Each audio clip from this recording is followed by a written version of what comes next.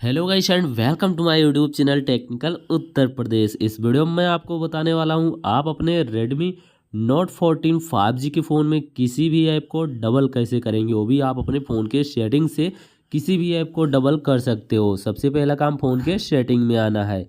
यहाँ पे आने के बाद कुछ ऐसा इंटरफेस स्क्रीन पे दिखाई देता है।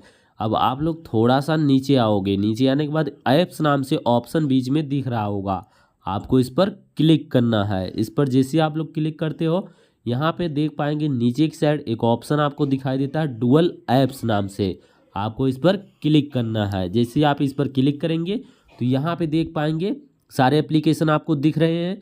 जिस भी ऐप को आप डबल करना चाहते हैं उस पर क्लिक करिए, टर्न ऑन का ऑप्शन मिलेगा, टर्न ऑन पे क्लिक कर दीजिए। आप देखेंगे ये सारे एप्लीकेशन डबल हो जाएंगे।